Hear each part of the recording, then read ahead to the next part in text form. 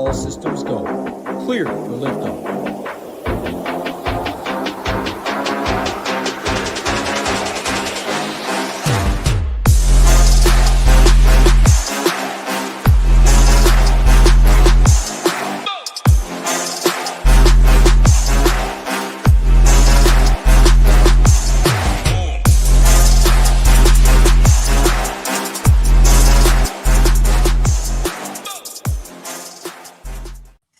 What is going on, everybody? UFC Fight Night at the Apex. 14 fights, decent amount of big favorites. I would say a very weak mid-tier. I'm already jumping ahead, giving a broad slate overview, though.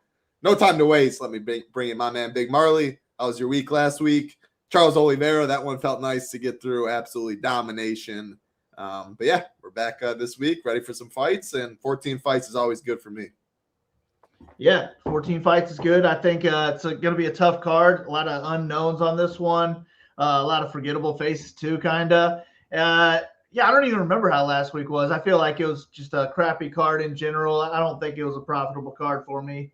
I'm having a hard enough time remembering some of these fights that I researched on Sunday, so I got to stick with this card right now.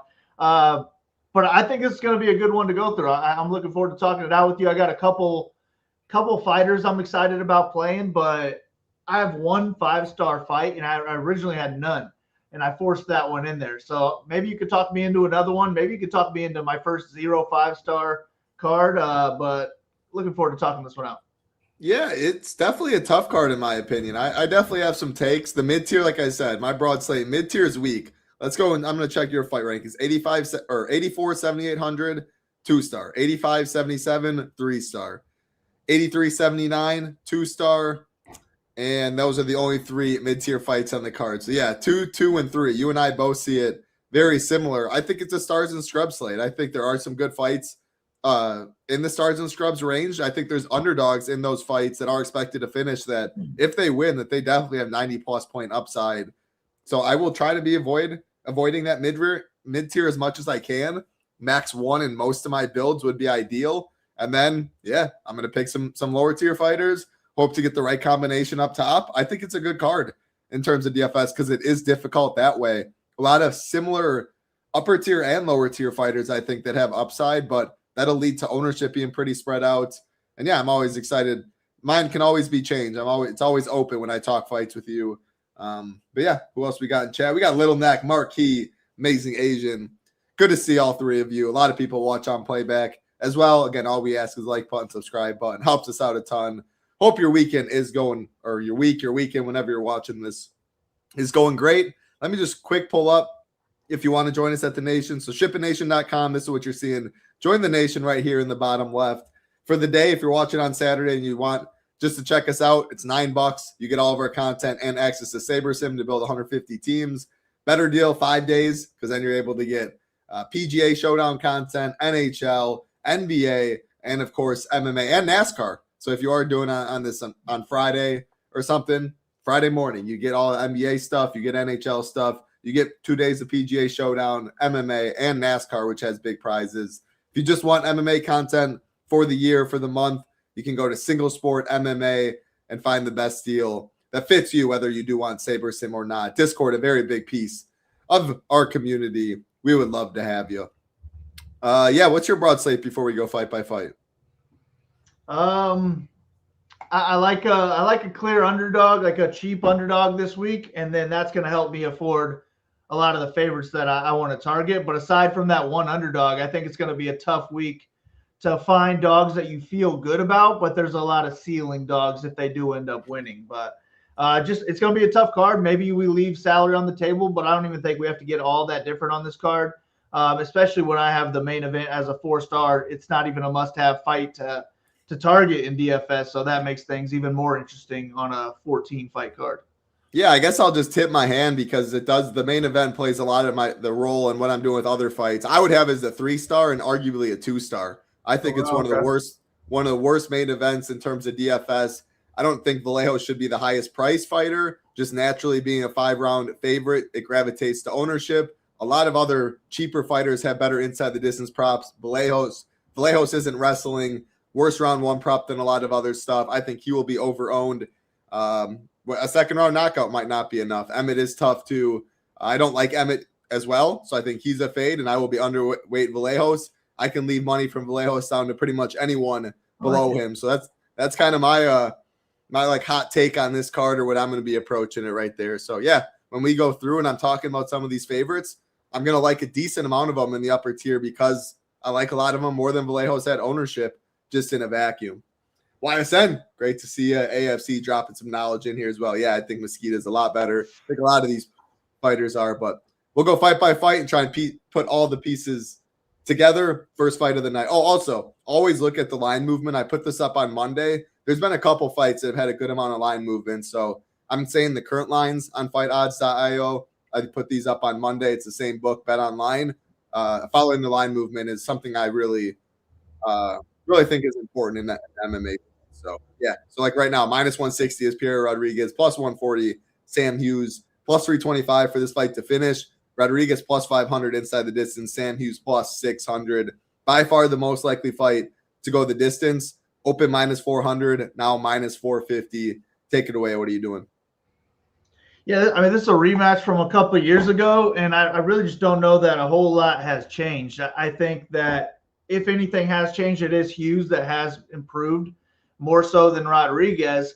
But Rodriguez still has solid enough boxing that she can hang on the feet with Hughes, if not win it. And then it's her wrestling, I think, that's just going to take over and be enough to win the 29-28 score that we're going to see. And it could end up being a split decision. But I think with this being in the mid-range, I'm somewhat interested because we do have Rodriguez with the wrestling. She scored, I want to say, like close to 90 last time, 92. I'll take 92 at 8,400.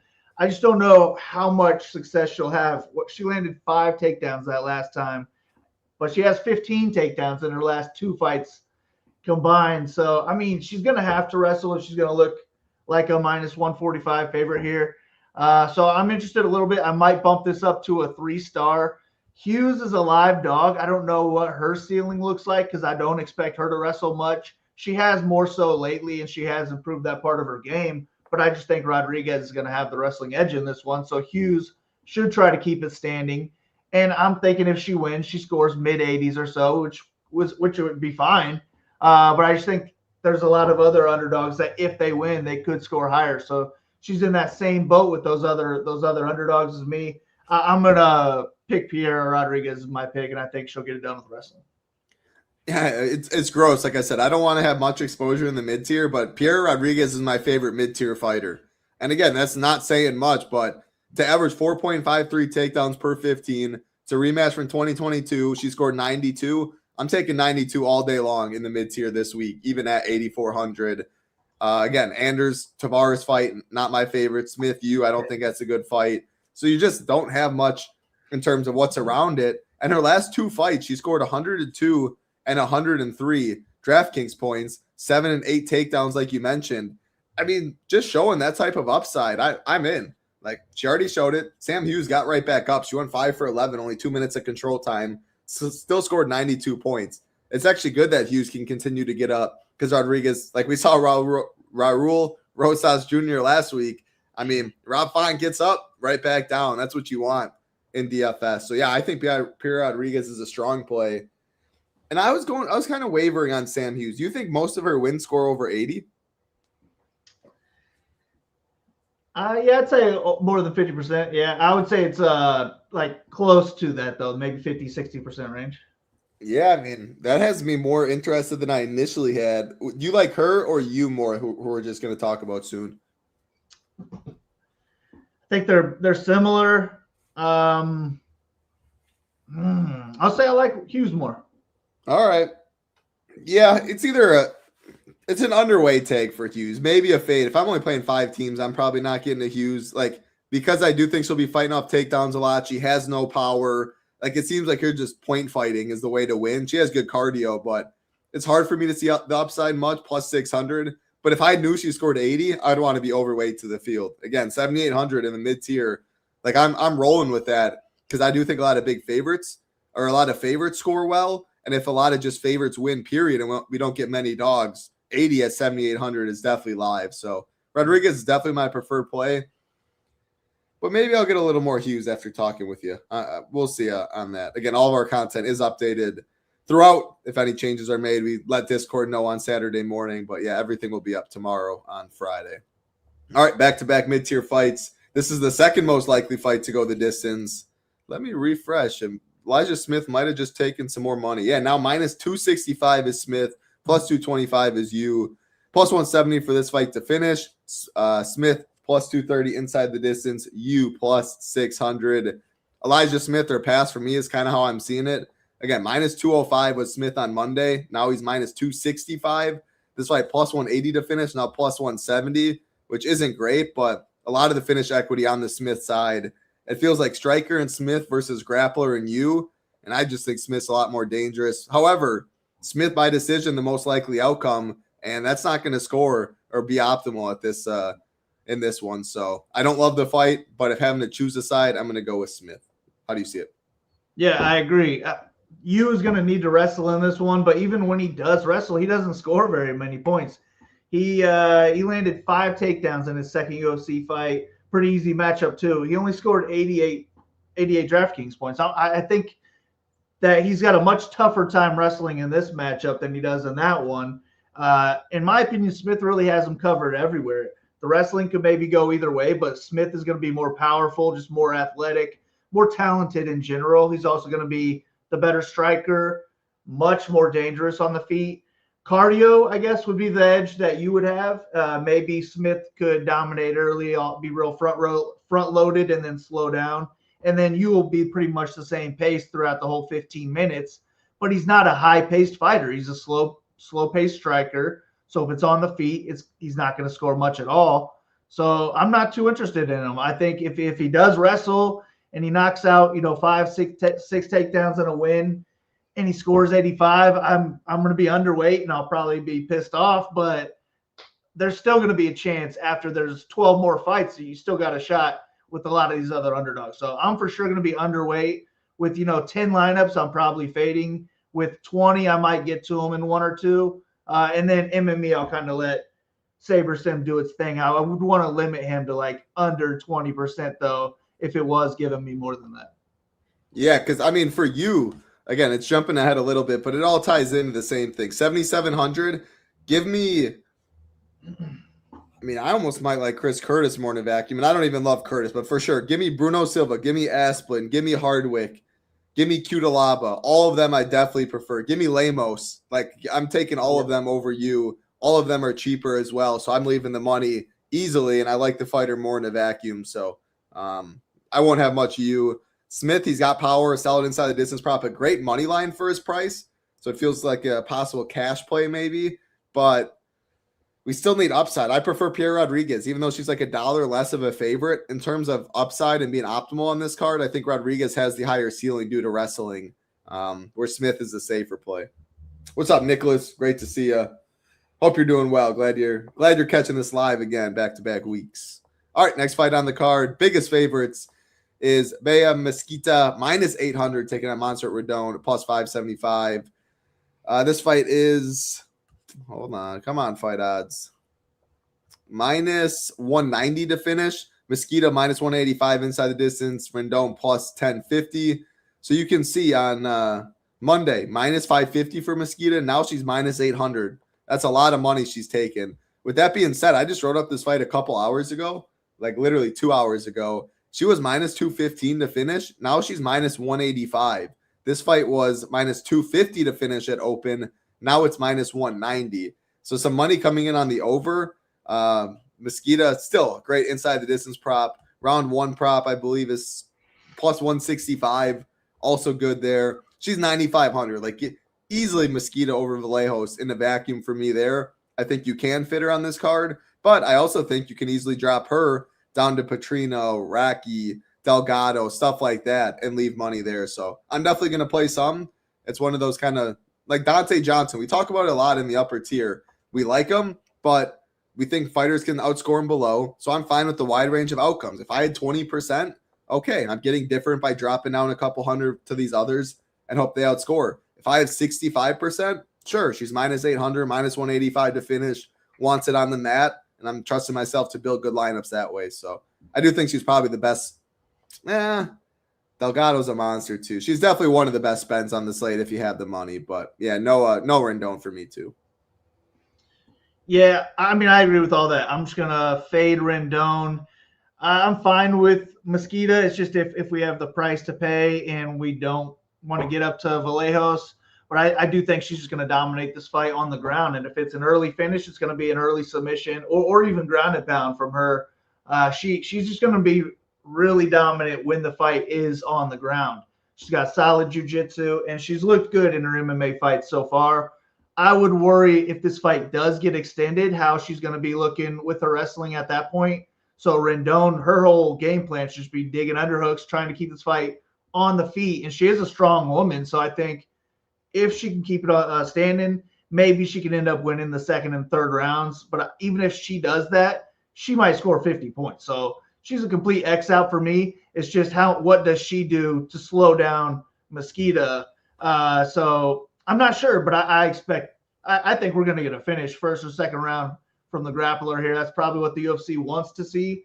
And that's kind of what I'm hoping. But I agree. It's similar to Dante Johnson last week, where if I have 20%, I'm cool with that. If I have 50%, I'm cool with that.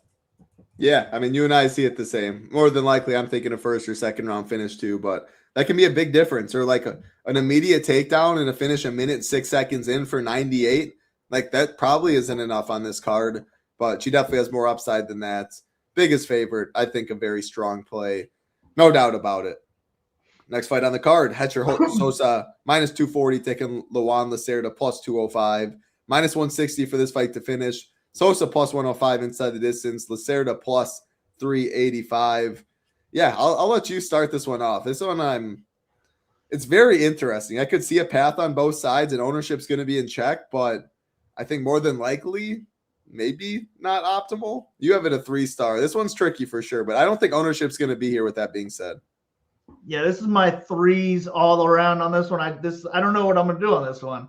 Lacerda is live and more so live to pull off a submission, and he's going to score well if that happens.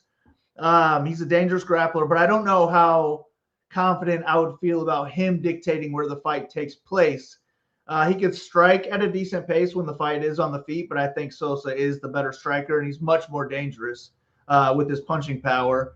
But I think Sosa's the better grappler, the better wrestler too, and he can dictate where the fight takes place. If he does get takedowns, I kind of think he can hang out in top control over Lacerda. So I'm picking Sosa to win. I just think he has more ways to get it done. But the main worry would be on the ground. So if he's looking to strike at 8,900, I'm not that interested. Maybe that pushes me more to Lacerda as my preferred play because he is so cheap. But I already have another cheap play on this card, and it ain't him. So give me Sosa preferred play, but this is closer to a 2-star than a 4-star. I agree, but I do think, like I said, back to the ownership. At the end of the day, it's plus 105 for Sosa, plus 355.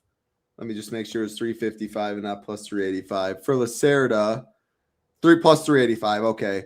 With that being said, it's clear that Sosa is going to be relatively low owned because if you go up to Mesquita for 100, you get Mesquita, way more popular. Up 200, Vallejos, way more popular. Down 1 to Delgado, way more popular. So he's definitely the pivot in that range. Still plus 105 to finish. Can wrestle. Not sure he's going to choose it in this matchup. And he's got hands. So you can definitely paint. Actually, I was looking at the other Sosa for the pricing. I'm tweaking there. But with that being said, all of them will be higher owned. And also, who else is in that? Orolbai, right in that range. Petrino, 100 more will definitely be more popular. And C will definitely be more popular too. So when we get to that Sosa, I kind of just talked about that one as well. They're back-to-back fights. I was staring at it. They're both pivots, both solid finishing props, both going to be relatively low owned. Both the fights are expected to finish. You can see, it's just like pretty much a carbon copy. The same inside the distance, relatively similar finishing prop that way. With that being said, I do prefer Lacerda if having to choose. He's $1,600 cheaper, and he wants to fight on the mat against a guy making his UFC debut. I don't think Lacerda is very good, but if he wins, he's going to give me a score that I'm at least all right with at 7,300. Whereas Sosa, he can very well win, and many of his wins probably just going to score mid-80s or something and not be enough. So Sosa and more popular lineups I'm fine with. Lacerda my preferred play.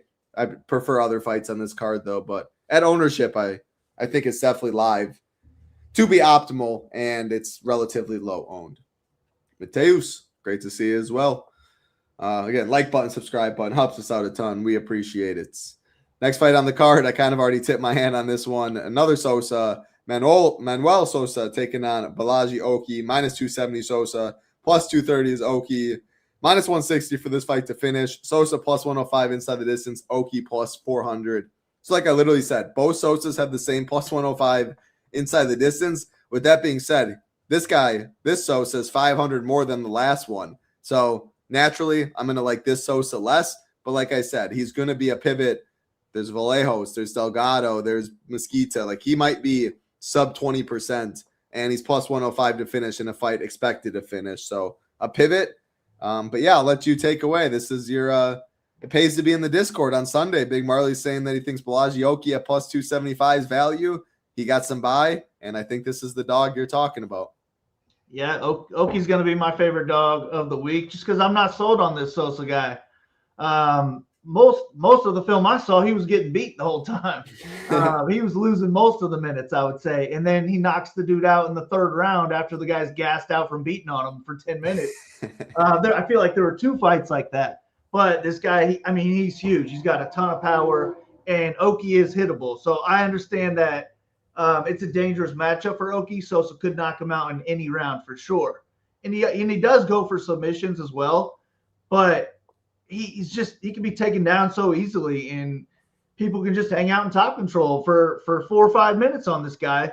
I think if Oki wanted to do that, he can. But Oki also big time power. He damn near beat Mason Jones with a quick win bonus in his last fight, and then he gassed out. So it's similar. Like he could gas out by trying to kill this guy, and then he gets knocked out late.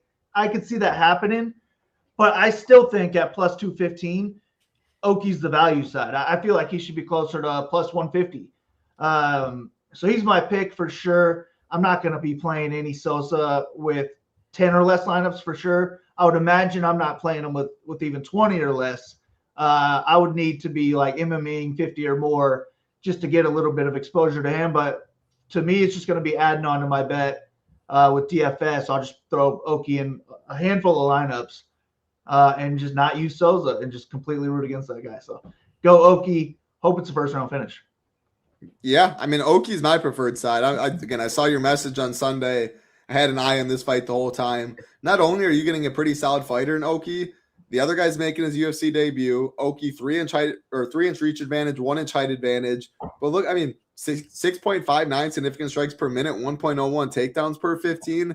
You're getting a well-rounded fighter. Sub 7K, solid money line for his price, solid inside the distance prop for his price.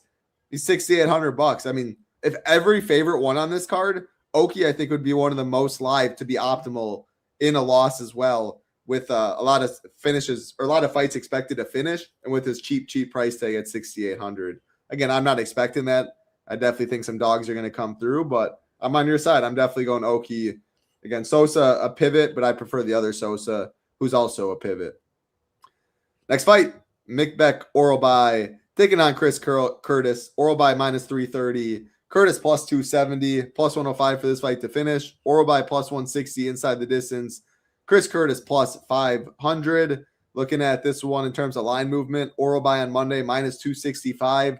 Now he's minus 330. Orolbai is just a DFS monster. You can see on the stone, he likes to wrestle. His 4 UFC wins have scored 123, 107, 115, and 106. Chris Curtis does have good takedown defense, though. So do you see Orolbai being able to get that many takedowns, or how do you see this fight going? Yeah, I have it as a 3-star because I think it is going to be tough for him to get, at least a handful of takedowns. Maybe he can get, 1 to 3 takedowns and try to keep top control time. But Curtis is going to be hard to hold down, too. So I see Curtis just being the better boxer, way higher volume on the feet. He is the better striker. Orolbai has power on the feet. He could knock out Curtis. But minute-wise, I think Curtis will win the striking. And then it's just if the wrestling is there or not for Orolbai. He could submit Curtis as well if he's able to get it to the ground. But I don't know. I'm interested to see how he does with the wrestling because I do feel like he's going to have to shoot multiple times in this fight. especially if he's going to need to look like a minus 265 favorite. I do think that's a little bit wide. 330 now. Say what? Minus 330 now. Wow. So I mean, if people are confident in him, that makes me like him a little bit more. But wow. Yeah. I don't understand. I mean, I don't understand that line, but it's also Curtis just lost to like Max Griffin. Didn't look good. Yeah, I think Orolbai is the side. I just don't think it's going to be as dominant as some of his other wins. He is the side that has 120 point ceiling, but I think we're going to get closer to 80 than we do 120 this week. And I'll probably not avoid him, but it'll be more so Orolbai or pass, and I'll try to get other guys instead because I like Petrino more for 100 less. Yeah, and I do think Petrino's more popular. I've gone back and forth on this too because Curtis, great takedown defense. Like the Brendan Allen fight, their first fight, stuff takedowns, hit him with the body and dropped him. Like all he does is spar with Sean Strickland. With that being said, I like following the money a lot, and that's a big minus 265 to minus 330. That's a lot. If he looks like a minus 330 favorite, that means he's going to get takedowns, which obviously means a lot of upside in terms of DFS. Dogs are barking. Sorry if you can hear that. But yeah, Chris Curtis. Dogs are barking. But on the Chris Curtis side, I'm going to play some at 7,100, but I think I was going to say his ceiling's limited because he's going to be fighting off so many takedowns. But if Orolbai just keeps like relentlessly shooting early, hold on. Come on. If Orolbai just keeps shooting a ton in the first round and Curtis keeps stuffing him, and Orolbai gets discouraged or he starts slowing down, like we know Curtis has volume, can mix it up to the body well. Orolbai is really tough, but I mean, Curtis mixes it up down low, which I like to see a lot. You can be the toughest man and have the brick chin, but if you go to the body over and over, that can give away as well. So Curtis falls down my list for dogs down below because I do like a lot, but I can see a path. If we get vintage Chris Curtis, stuffs takedowns, makes it a striking match, drags him into the deep waters, like he could get there at 7,100. So I'll have some. Orolbai is my preferred play, though, because the line movement, plus 160 inside the distance is solid. And when he wins, like if anyone on this card would do what Raul Rosas Jr. did, I think you're probably looking at Orolbai to be the one, even though the matchup looks tough. Anything else? I'm definitely going to play at least one Chris Curtis now, though, because your dogs are barking. Not superstitious, but just a little stitious. Yeah, I like it. All right, next fight on the card. Boring, snoozer. Eryk Anders, minus 127. Brad Tavares, plus 107. Plus 105 for this fight to finish. Oh, hold on. Not plus 105. It pulled up the wrong one. Plus 130 for this fight to finish. Anders plus 325. Inside the distance, Tavares plus 265. So let me get this right quick. On Monday, Tavares minus 135 favorite. Now the line almost completely flipped. Anders is the favorite while being 400 cheaper. This fight on Monday was plus 115 to finish. Now it's plus 130. Still, the underdog in Tavares has the better inside the distance prop at plus 265 versus plus 325. You see like Anders 1.75 takedowns per 15. Both guys low volume. Tavares is known for good takedown defense. I think we're looking at a boring striking match at distance that's going to go the distance, that is not going to score. With that being said, I don't know. To be honest, right now, maybe Tavares is my preferred play in GPPs because people are going to see Anders the favorite at 7,900 and just click that button.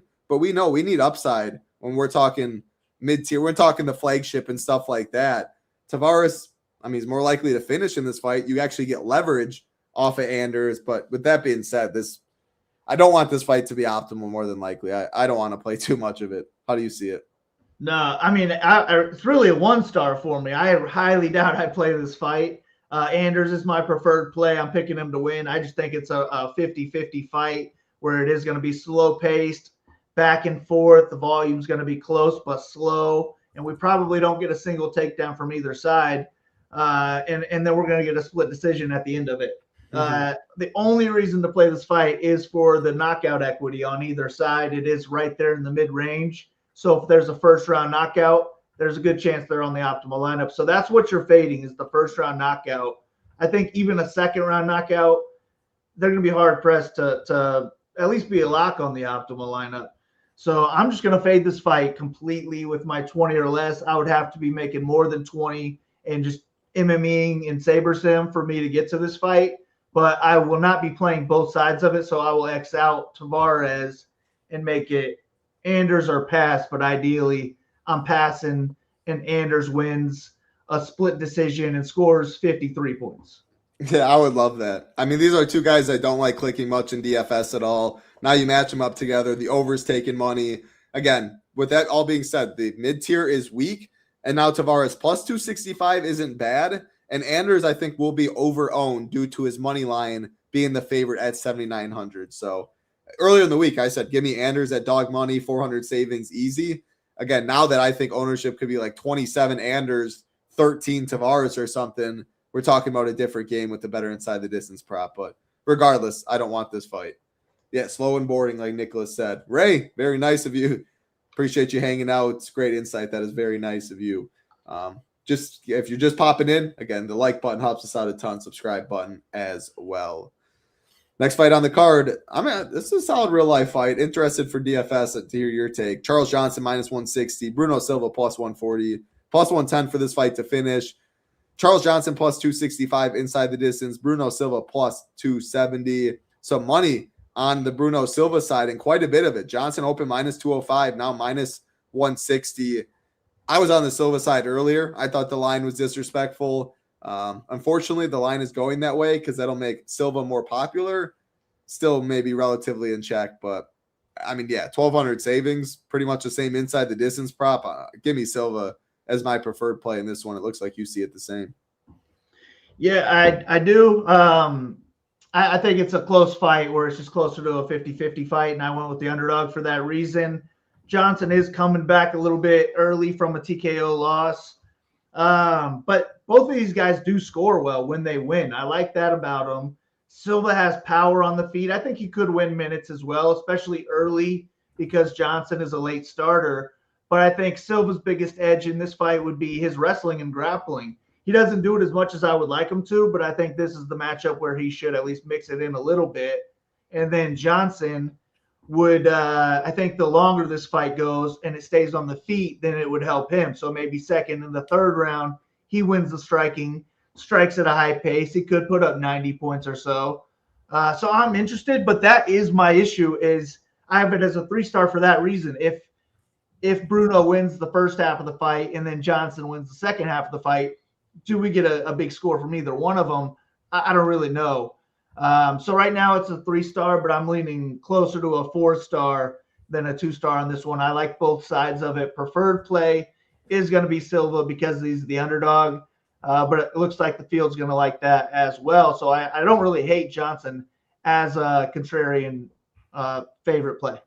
Yeah, I mean, Johnson's definitely going to be contrarian. Plus 265 inside the distance. Not terrible, not great for the price, but not terrible. The problem is with him, like his round one prop, plus 625.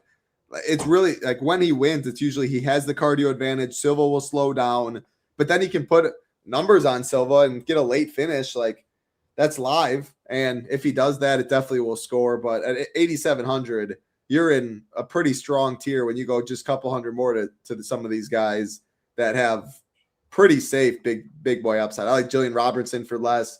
I like plenty of other ones for more. And chalk your lineups, I'm fine with Johnson. The more the line closes, the more higher owned Silva is, which then the more appeal Johnson is for me because more leverage off of them. But I still prefer Silva, even expecting him to be higher owned. To give me Silva as the dog. We play a salary-based game, and we need some dogs down here, and Silva's definitely one I have interest in. We'll keep it rolling. Next fight on the card. This is where, in my opinion, that we start getting into the best fights. Like I'm gonna be overweight these next couple fights and hope we see multiple on the winner. This one, Vitor Petrino minus 237, Steven Asplund plus 202, minus 250 for this fight to finish. Petrino minus 115 inside the distance. Asplund plus 325. Petrino can strike, so I don't want to take it away from him, but I'm looking at this as kind of clash of styles. Petrino going to go out there and try and wrestle. Asplund going to try and stuff takedowns, keep it on the feet. I mean, a shout out to Asplund. Awesome on the mic. His last performance was amazing. Volume for days. Kind of surprised the UFC's throwing him as a guy like Petrino and putting him as a big dog. I thought they kind of wanted to build him up. Again, he crushed it on the mic, was way overweight back in the day, has lost a ton of weight, a good story that way.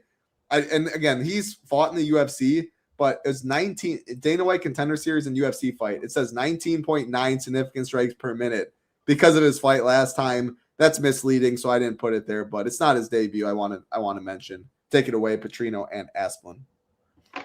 Yeah, I like Petrino for sure in this one, but I think it's going to be an important one to target because Asplund had like 130 plus DraftKings points in that last fight because he landed so many strikes throughout just 2 rounds. It's like 170 significant strikes in 2 rounds, which is out of Petrino's league. Petrino can't do that. But Petrino is the more skilled striker. He's got the more power in his hands for sure. I mean, he also couldn't land 170 strikes because his opponent would fall down before he landed 170 strikes. Asplund did not have a whole lot of power behind his strikes, and he also puts his chin up a lot when he's throwing his hands. I like that he throws a lot of elbows when he gets in close. I mean, I could see him cutting up Petrino or something, maybe getting a stoppage that way. But I think he's going to get knocked out with one of those chin up punches because Petrino hits a lot harder than this guy. And as you mentioned, Petrino's going to be the wrestler as well. If either one of these guys is looking to wrestle, I think it would be Petrino. I just don't know that he's going to be that worried about the power coming at him from Asplund. I think he's going to be headhunting in this one. I'm going to pick him to get the knockout. I like him either way, knockout or wrestling. My issue would be that we don't get a first round or a second round knockout, and he's just not going to have much volume behind him. And then the longer this fight goes and it stays standing, Petrino just won't score that many points. He had 2 knockdowns in his last fight, and I want to say he had 80-something DraftKings points, which isn't my favorite thing to see. I would like to see over 100 points if you're getting 2 knockdowns along the way. But this is my favorite fight on the card to target. Petrino, definite overweight play for me. And I'd imagine I'm around the field in Asplund just so I don't get completely burned if he does win, because he'll score if he does win. He'll definitely score if he does win. So you don't think Petrino's going to come out with like a wrestling game plan? Obviously, I don't think he's shooting a takedown like Gelton Almeida in the first 10 seconds, but I kind of think there's one where it's like you eat 3 strikes to give your big one. Okay. I mean, when you say it like that, if I knew that'd be the case, Petrino would fall down the list for me in terms of spends because I do think he's going to be very popular. Yeah. And you always say you don't want to rely on guys knocking someone out. Like Asplund's not good off his back. It seems like he's a big guy. Once he's on his back, he'll struggle to get up. It feels so easy just for him to go and shoot a double leg or like mix in high and go low. Like, yeah, maybe if the knockout's not there, then we start shooting. But I think original game plan, let's try and take this guy's head off. Dang. All right. If that's the case, Asplund's my preferred side. Again, part of that is just because there's a lot of great upside fighters in the higher tier, whereas the lower tier has some, but it's harder to come by. If Asplund wins and scores 88, I would take that over if Petrino scores 100 in a win. Again, 100 definitely could be enough, but 88's more likely in the lower tier to get there.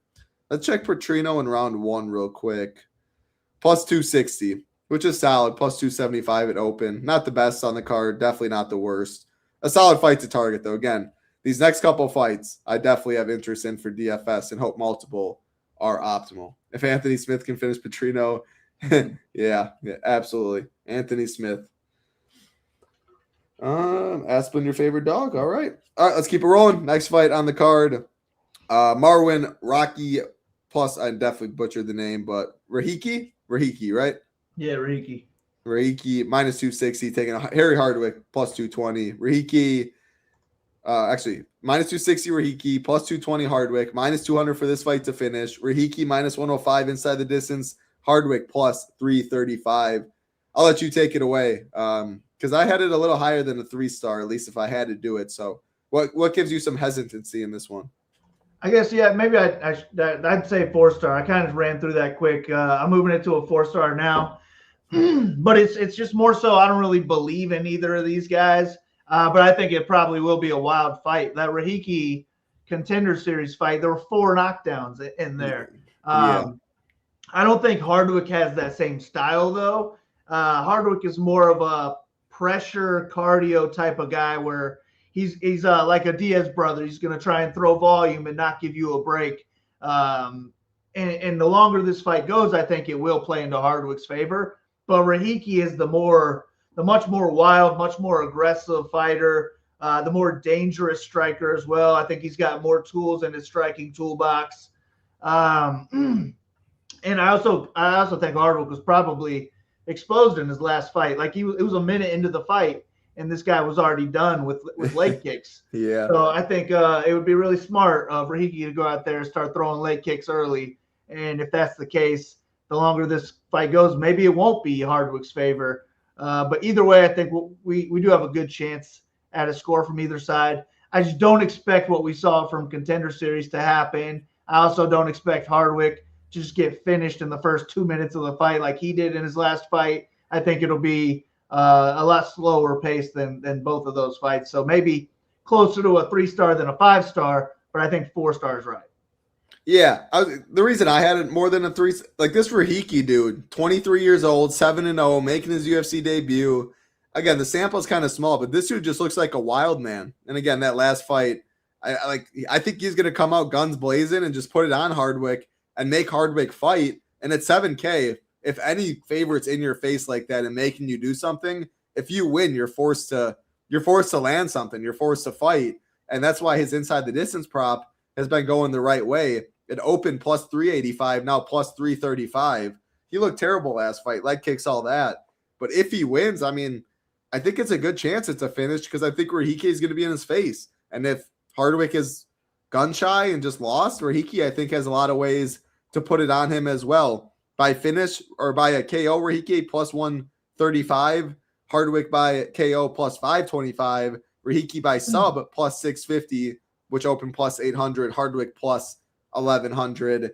I think maybe Rahiki can mix in a takedown or something, but I think it's mainly on the feet. I think it's going to be a high-paced fight, and it's minus 200 to finish, which is good. So, again, just like that last fight, just like this next fight, I'm going to be hoping these fights are optimal later in the card. Less exposure early, more exposure late for me. And I don't even know if I have a preferred side, actually, when it's all said and done. I'd love to be overweight on both and feel pretty good about it.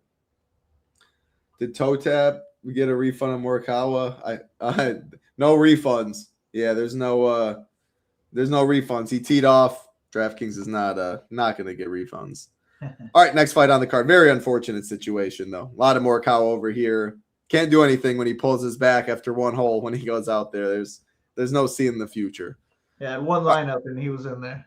Yeah, I figured. I mean, it's rough. I got a lot of Morikawa too, but hey, it's part of the game we play. If you follow MMA, if you're in the MMA streets, you guys probably know. You've seen some. Yeah. Macy Barber doesn't even walk out. This guy has a stroke or like a seizure. Like This guy won every fight. Or Cejudo gets kicked in the nuts and it's over. Dumas gets kicked in the nuts, whatever it is. Yeah. Morikawa situation, very unfortunate for sure, though.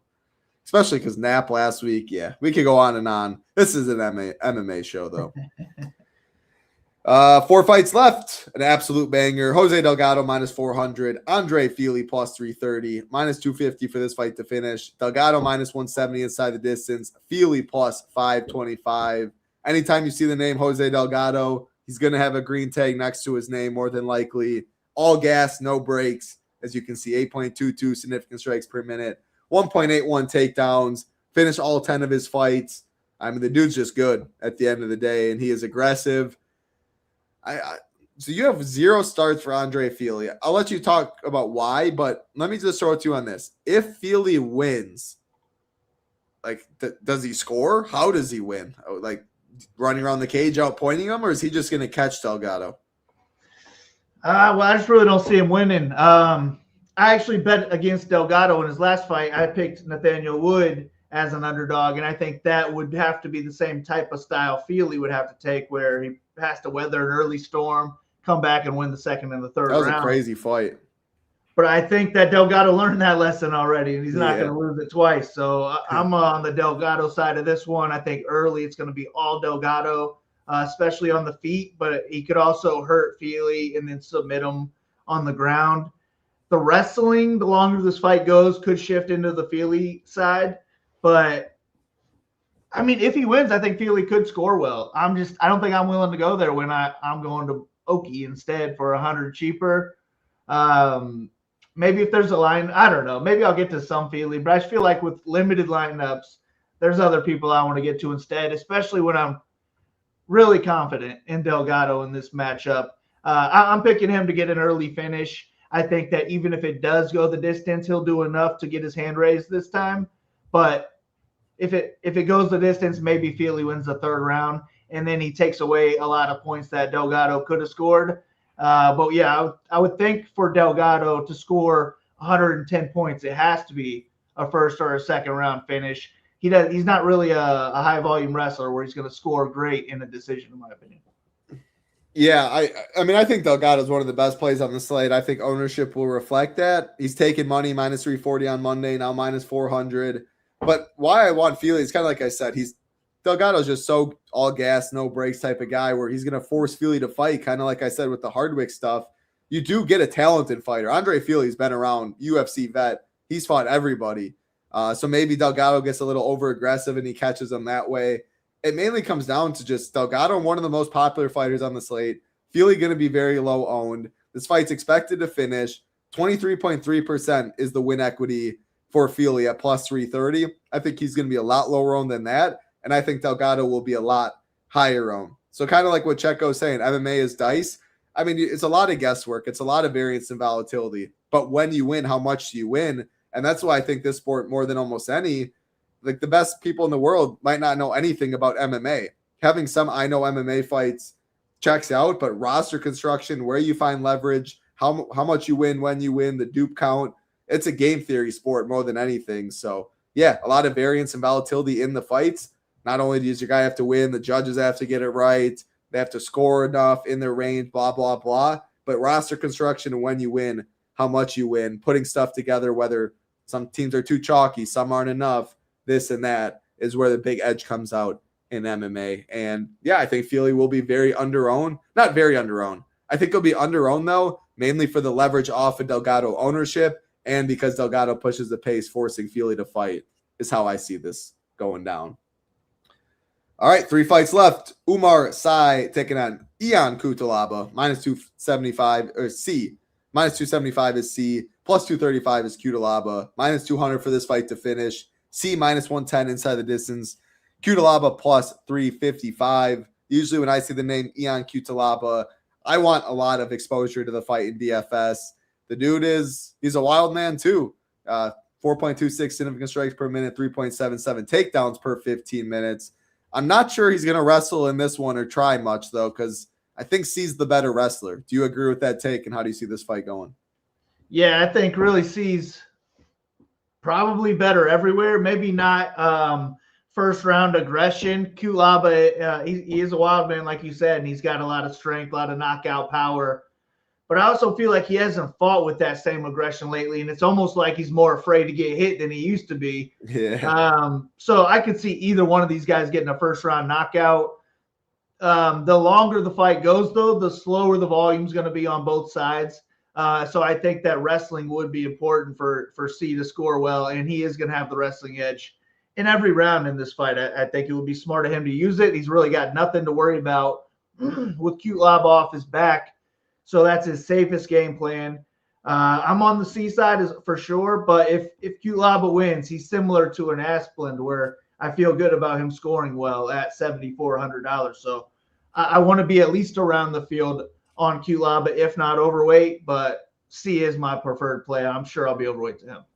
Yeah, I like C. Plus 250 in round 1, open plus 275. Like, for instance, I know we're going to talk about this Vallejos fight in a sec, but he's plus 375 in round 1 Vallejos with no wrestling upside. So I give me C over Vallejos in a vacuum for 800 in terms of upside.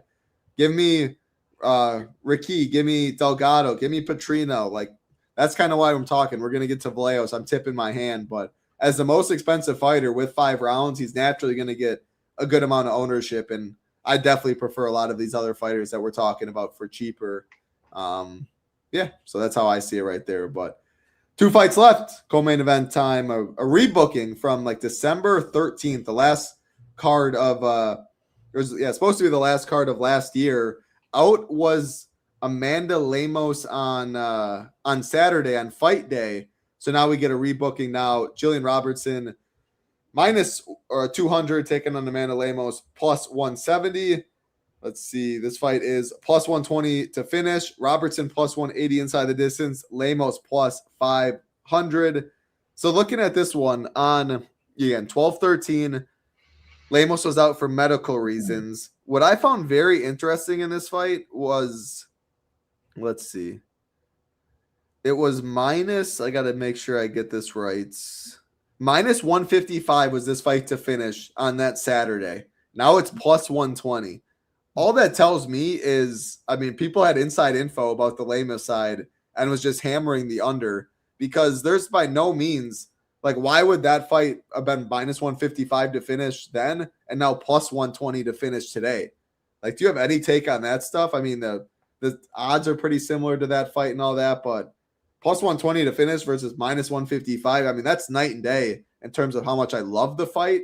I'm still playing it with Robertson, the grappler, Lemos, the striker, but I mean, that's almost just telling me there's inside info people have that, yeah, Lemos is medically not doing well. This fight's more than likely to finish. And yeah, so any thoughts on that? And then what about this fight? Yeah, no, I mean, I didn't even think about that. I didn't know it was that big of a difference. But, I mean, really, it makes me like the Lemos side less. How's the Lemos going to score well if this fight does go the distance? I think if Lemos wins, it's going to be a knockout because Robertson can't stand with her. I think she would just destroy her and it will be a knockout at some point. But it could also be completely one-sided on the ground where Robertson can get takedowns, and that's a wrap for the round or for the fight on the Lemos side. Robertson's live for submission in any round, and she's also live for like a 30-25 type of win if she wants to have like 13 minutes of ground control time in this fight. So I'm going to be heavy on the Robertson side. I think that she is almost always the side. I'm always heavy on her in DraftKings because of her style. She almost in every single matchup is going to need to wrestle and grapple. But in this one, more so than all the others because this is real danger on the feet. And you don't want to toy around with Lemos. So shoot early and often. If it doesn't work, you keep shooting her. And eventually I think she'll get it. And I'm picking her to get a submission. So maybe the minus 155 is the side I prefer.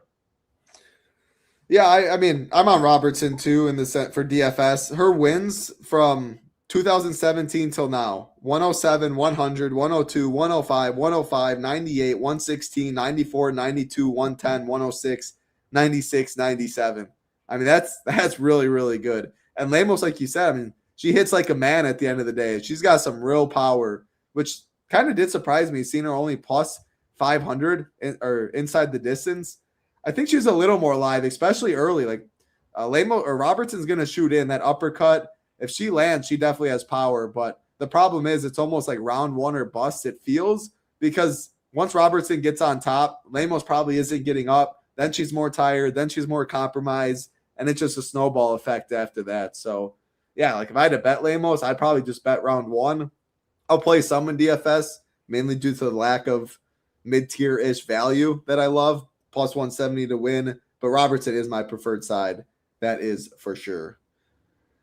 Main event time. Before, again, we do go to the main event, just want to show, if you do want to join us at the Nation, again, all of our MMA content is below. Projections, ownership, core reports for cash, for FanDuel, Big Marley and I. The Stone, which you're looking at, is completely color-coded with all of these tags. Everything is filled in.